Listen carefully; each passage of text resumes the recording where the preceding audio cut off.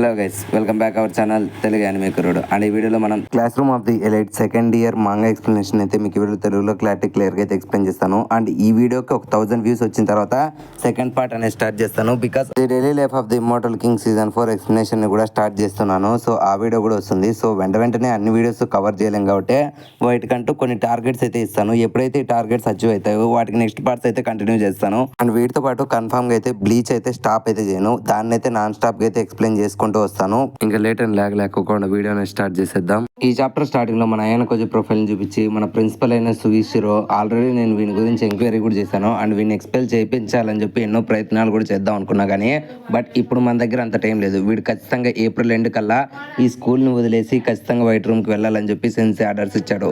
And నువ్వు ఎట్టి పరిస్థితుల్లో అయినా సరే ఈ ఆయన కోజిని స్కూల్ నుంచి ఎక్స్పెల్ చేయించేసాయి. అండ్ గుర్తు పెట్టుకో, ఎట్టి పరిస్థితుల్లోనూ సెన్సే పేరు బయటికి రాకూడదు అని చెప్పి ప్రిన్సిపల్ అయితే ఒక స్టూడెంట్ కి చెప్తారు. అండ్ ఆ స్టూడెంట్ ని అయితే మనకు రివీల్ చేయరు ఇప్పుడే. అండ్ నెక్స్ట్ సీన్ లో మనకు అయాన కోజిని చూపిస్తారు. ఇంకా మనోడు కూడా నేను అయాన కోజి కియోటాక్ అని అండ్ ప్రెసెంట్ ఈ స్కూల్లో సెకండ్ ఇయర్ చదువుతున్నానని చెప్పి ఇంట్రడ్యూస్ అవుతాడు. అండ్ నెక్స్ట్ సీన్ లో మనకి క్లాస్ 2Dని అయితే చూపిస్తారు. మన వాళ్ళంతా సెకండ్ ఇయర్ లో ఉన్నారు కాబట్టి 2D పొరపాటున కొన్నిసార్లు 1D అంటే క్షమించేసేయండి.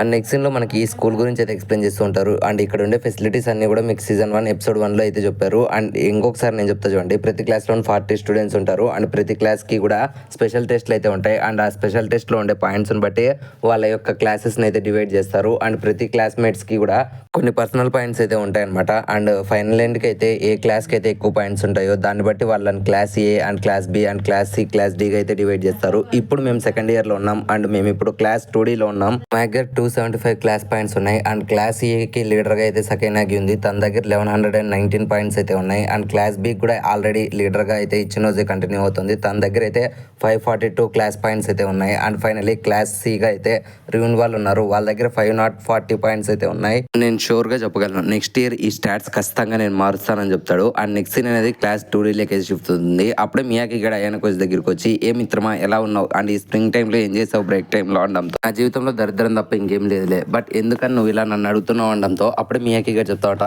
అలా ఏం లేదు, నన్ను సాకురా అడగమనింది, సో తను నీ గురించి వరి అవుతుంది అనడంతో దానికి మన ఆయన కోచ్ కూడా అవును కదా, ఇంతమంది అమ్మాయిని పట్టించుకున్నా కానీ సాకురాని పట్టించుకోలేదా అని చెప్పి మనోడు ఆలోచిస్తాడు. అప్పుడే మియాకి గారు కూడా సరే మిత్రమా నేను వెళ్ళొస్తానని చెప్పి మనోడు అయితే వెళ్ళిపోతాడు. అండ్ తన పక్కన ఉండే కొంతమంది అయితే లాస్ట్ ఇయర్ మనం ఏ తప్పులు అయితే చేసామో ఇప్పుడు ఫస్ట్ ఇయర్ స్టూడెంట్స్ ఖచ్చితంగా అవే రిపీట్ చేస్తారు అనడంతో అప్పుడే మన ఆయన వచ్చి తన ఫస్ట్ ఇయర్ గురించి ఆలోచిస్తాడు. అండ్ అప్పుడే వీళ్ళందరూ కూడా సడన్ గా నోటిఫికేషన్ వస్తుంది, ఈ మంత్ మీకు రావాల్సిన పాయింట్స్ అన్ని కూడా మీకు వచ్చేసాయి అండ్ ఒకసారి చెక్ చేసుకోండి అని చెప్పి మొబైల్ లో నోటిఫికేషన్ కూడా వస్తుంది. బట్ వీళ్ళందరూ కూడా 0 పాయింట్స్ అయితే వచ్చింటాయి అనమాట. ఎందుకంటే మన వాళ్ళు పీకిండేది ఏం లేదు ఈ బ్రేక్ టైమ్ లో, సో అందుకని వీళ్ళకైతే పాయింట్స్ అయితే 0 ఇచ్చింటారు. సో అది చూసిన మన ఆయన వచ్చి కూడా సరేలే ఈ నా కొడుకులతో ఏగి మేము 0 పాయింట్స్ తెచ్చుకునేది మామూలే అనుకుంటాడు. అండ్ ఈ గ్యాప్ లోనే కర్జువా అయితే క్లాస్ లోకి ఎంటర్ అవుతుంది. ఇంకా కర్జువా అని చూసిన వాళ్ళంతా కూడా హాయ్ కర్జువా, ఈ సెలవుల్లో నువ్వు ఎంత బాగా ఎంజాయ్ చేసావు అని చెప్పి తనని మాట్లాడిస్తూ ఉంటారు. మన కర్జువా కూడా వీళ్ళందరితో మాట్లాడుతూ ఉంటుంది. అండ్ ఈ గ్యాప్ లోనే మన ఆయన కొంచెం కర్జువా అని చూసి బహుశా నేను కర్జువాతో డేటింగ్ స్టార్ట్ చేసి ఒక రోజు అయింది అండ్ ఇప్పుడు ప్రెసెంట్ మా డేటింగ్ విషయం మా ఇద్దరికి తెలుసు అని చెప్పి మనోడు ఆలోచిస్తూ ఉంటాడు. అండ్ ఈ గ్యాప్ లోనే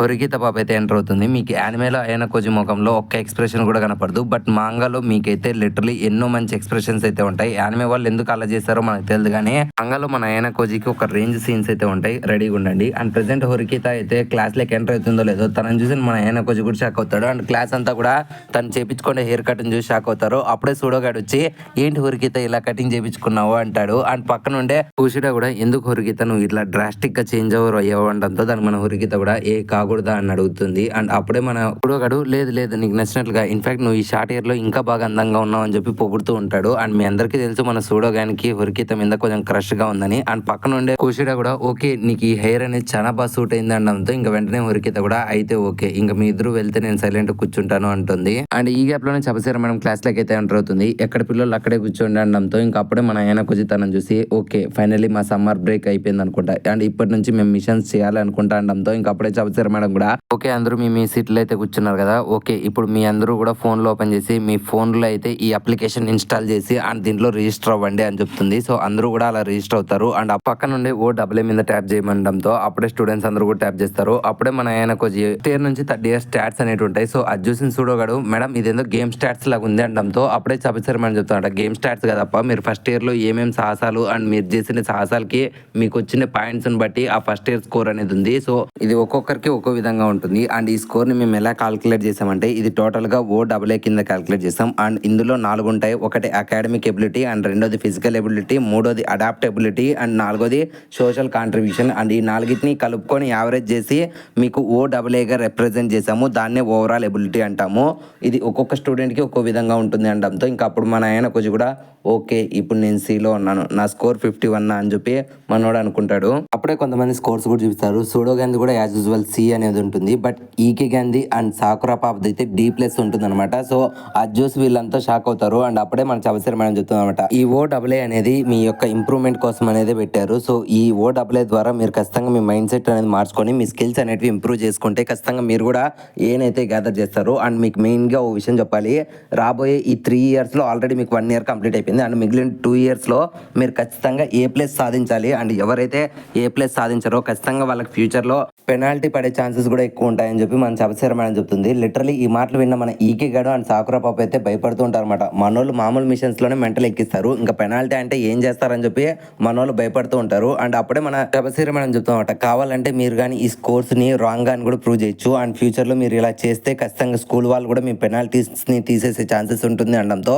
అప్పుడే మన ఈకే గడు పైకి లేచి మేము అలా ఇలా చేస్తాం మేడం అని అడగడంతో అప్పుడే చబసేర మేడం చెప్తామట ఓపెన్ చేయి, నీ స్కిల్ నువ్వు ఇంప్రూవ్మెంట్ చేయడం కోసం క్లబ్స్లో జాయిన్ అవ్వు, ఫైటింగ్ చేయి, ఎలాగోలా నీ స్కిల్ అనేది నువ్వు ఇంప్రూవ్ చేసుకొని ఇప్పుడు నీకుండే గ్రేడ్ అనేది పెంచుకోవడానికి ట్రై చేయని చెప్పి సబసేర మేడం చెప్తుంది. అండ్ అంతేకాకుండా మీరు కంపల్సరీగా ఒకటి గుర్తుపెట్టుకోండి, ఈ యొక్క ఓ డబుల్ ఏ పాలసీని పెట్టిండేది ప్రెసిడెంట్ నాగమో కింద అయితే ఇంప్లిమెంట్ జరిగింది. అండ్ ఖచ్చితంగా వాడు ఏదో ప్లాన్ చేస్తున్నాడు. అండ్ నేను కూడా మీకు ఎటువంటి సాయం కూడా చేయలేను. అండ్ నేను మీ అందరికీ చెప్పేది ఒకే ఒక మ్యాటర్, ఖచ్చితంగా హార్డ్ వర్క్ చేయండి, మీ యొక్క స్కిల్స్ని అండ్ మీ యొక్క గ్రేడ్ అనేది ఇంప్రూవ్ చేసుకోవడం కోసం ప్రతిరోజు కష్టపడండి అని చెప్తుంది. అండ్ నెక్స్ట్ పీరియడ్ స్టార్ట్ అవడంతో ఓకేలేండి ఇప్పుడు మీ సెకండ్ ఇయర్ లేక వచ్చారు కదా, మీకు ఒక ఫస్ట్ మిషన్ అనేది రాబోతుంది. అండ్ ఈ ఫస్ట్ మిషన్ ఏదో కాదు, ఇది ఒక రిటర్న్ టెస్ట్. బట్ ఇందులో మీకు తెలియదు ఏంటంటే మీరు ఫస్ట్ ఇయర్ వాళ్ళతో అయితే ఈ ఎగ్జామ్ రాయబోతున్నారు అనడంతో ఆ మాటలు విని క్లాస్ అంతా షాక్ అవుతారు.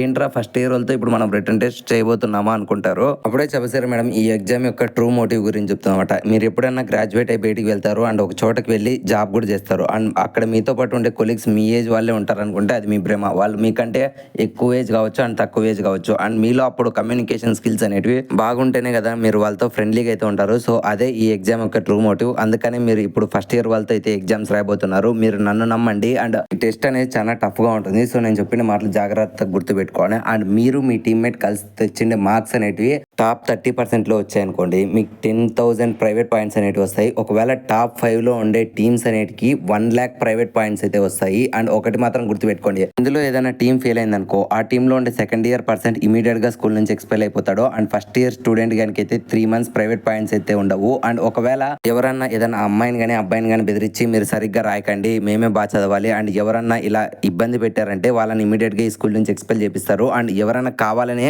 తక్కువ మార్క్స్ స్కోర్ చేద్దామని చెప్పి ట్రై చేసినా వాళ్ళనైతే ఎక్స్పెల్ చేపిస్తారు. And any other third party involvement జరిగినా సరే ఇమీడియట్ గా వాళ్ళనైతే ఈ స్కూల్లో నుంచి ఎక్స్పెల్ చేపిస్తారని చెప్పి చబసేర మేడం చెప్తుంది. సో ఆ మాటలు విని మన వాళ్ళంతా కూడా షాక్ అవుతారు. అండ్ ఆయన కొంచెం కూడా ఓకే ఈ వైట్ రూమ్ టెస్టే కాకుండా ఇట్లాంటివి కూడా బాగానే జరుగుతున్నాయి అండ్ ఈ సెకండ్ ఇయర్ నాకు బాగానే ఇంట్రెస్టింగ్ గా ఉందని అనుకుంటాడు. అండ్ అప్పుడే మన చబసేర మేడం కూడా ఓఏ గురించి కూడా ఎక్స్ప్లెయిన్ చేస్తుంది. అండ్ ఈ ఎగ్జామ్ లో మీకు వచ్చిన మార్క్స్ అండ్ మీకు వచ్చిండే క్లాస్ కి వచ్చిన మార్క్స్ ని కలుపుకొని ఒక యావరేజ్ ఓఏఎన్ అయితే తీసుకుంటాము. సో దాన్ని బట్టే ఎవరు 1, ఎవరు 2, ఎవరు 3, ఎవరు 4 అని ఉంటుంది. అండ్ ప్రతి వాళ్ళకి కూడా ఒక ప్రైవేట్ పాయింట్స్ అయితే ఉంటాయి అని చెప్తుంది. ఇంక ఈ మాటలు విన్న మన హినాటగాడు అయితే నాతో పాటు పడే ఈ టీమ్మేట్ గారు కూడా బాగా చదవాలి అనేదే కదా ఈ యొక్క ఎగ్జామ్ మీనింగ్ అని మనోడు అనుకుంటాడు. ఇంకప్పుడే చబసేర మేడం కూడా మీకుండే అబిలిటీని బట్టే ఫస్ట్ ఇయర్ వాళ్ళు మీతో పేర్ అవుతారు అండ్ వాళ్ళు ఎలా ఉంటారు అనేది మీరు ఆ యాప్ లోనే చూడగలరు అని చెప్తుంది. సో వన్స్ వాళ్ళు కానీ మీతో పేర్ అయ్యారనుకోండి మీరు మళ్ళీ మార్చడానికి ఛాన్స్ అనేది ఉండదు. అండ్ ఒకటి గుర్తు పెట్టుకోండి, ఒకవేళ మీకు ఆ పేరింగ్ అనేది నచ్చకుండా ఉంటే వాళ్ళ యొక్క అకాడమిక్ ఎబిలిటీ చాలా లోగా స్ట్రాంగ్గా ఉంటే అప్పుడు ఇమీడియట్ డిసిజన్ తీసుకోకుండా మేము మాట్లాడి ఆలోచిస్తాము అని చెప్తుంది. అండ్ ఈ గ్యాప్లోనే ఒక పర్సన్ లేసి మేడం నా అకాడమిక్ ఎబిలిటీ చూసి ఎవరు నాతో పేరు కాలేదు అనడంతో అప్పుడే చెప్తారు మేడం చెప్తామంట నువ్వేం భయపడకు అండ్ ఎగ్జామ్ జరిగే రోజు మార్నింగ్ 8 కల్లా నీకు ఖచ్చితంగా ఏదో ఒక పేరు అనేది సెలెక్ట్ జరుగుతుంది. అండ్ ఈ ఎగ్జామ్ యొక్క ట్రూ మీనింగే నీకంటూ ఒక పేరు అనేది సెలెక్ట్ కావడం, అది ఎవరో ఒకరి ద్వారా ర్యాండమ్గా అయితే నీకు జరుగుతుందిలే భయపడకు అని చెప్తుంది. అప్పుడే ఈగే గడ పైకి లేచి మేడం అట్లయితే డెడ్ లైన్ లోపల ఏదో ఒక టీం కానీ కన్ఫర్మ్ కాకుంటే ఖచ్చితంగా డెడ్ లైన్ వరకు వెయిట్ చేసిన స్టూడెంట్స్కి -5% అయితే పెనాల్టీ పడుతుంది కదా అనడంతో ఆ మాట విన్న మన ఈనాటగాడు మేడం అట్లయితే ఫస్ట్ ఇయర్ వాళ్ళు 3 మిగిలిపోతారు కదా, సెకండ్ ఇయర్ వాళ్ళు 157 మెంబర్సే ఉన్నారు అండ్ క్లాస్ ఫస్ట్ ఇయర్ వాళ్ళు 160 మెంబర్స్ ఉన్నారు కదా అనడంతో అప్పుడు చెప్పసారు మేడం కూడా అవును అయితే ఖచ్చితంగా వాళ్ళ ముగ్గురు కూడా ఆ -5% అయితే పడుతుంది, ఆ విషయంలో కాంప్రమైజ్ లేదు అంటుంది. ఇది పార్ట్ 1 మాత్రమే, పార్ట్ 2 కూడా టుమారో సేమ్ టైంకి అయితే రిలీజ్ అవుతుంది. ఐ హోప్ ఈ వీడియో మీకు నచ్చిందని అనుకుంటున్నాను. అండ్ ఈ వీడియో మీకు ఎలా అనిపించింది, నచ్చితే ఒక లైక్ అనేది వేసుకోండి, నచ్చుకుంటే డిస్లైక్ అనేది వేసుకోండి. అండ్ ఈ వీడియో మీకు ఎలా అనిపిస్తుందో తప్పకుండా కామెంట్ సెక్షన్లో మాతో షేర్ చేసుకోవడం మాత్రం అస్సలు మర్చిపోకండి. ఎందుకంటే మీరు కామెంట్ సెక్షన్లో మాతో షేర్ చేసుకునే ప్రతి ఒక్క కామెంట్ కూడా మాకు ఒక ఫీడ్బ్యాక్ అనేది ఇస్తుంది. అండ్ ఇప్పటి వరకు మీరు మన ఛానల్ని చూసి మరీ సబ్స్క్రైబ్ చేసుకోకుంటే ఇంకెందుకు వెయిట్ చేస్తున్నారు, ఇప్పుడు మన ఛానల్ని విజిట్ చేసి మన ఛానల్లో ఏమేమి కంటెంట్ ఉందో ఖచ్చితంగా కంటెంట్ని మొత్తం ఎక్స్ప్లోర్ చేయండి. అండ్ కంటెంట్ మీకు నచ్చినట్లయితే తప్పకుండా మన ఛానల్ని సబ్స్క్రైబ్ చేసుకోవడం మాత్రం అస్సలు మర్చిపోకండి. మళ్ళీ ఇంకొక వీడియోతో కలుద్దాం, అప్పటి వరకు జాగ్రత్త. Love you, me Telugu anime కుర్రోడు.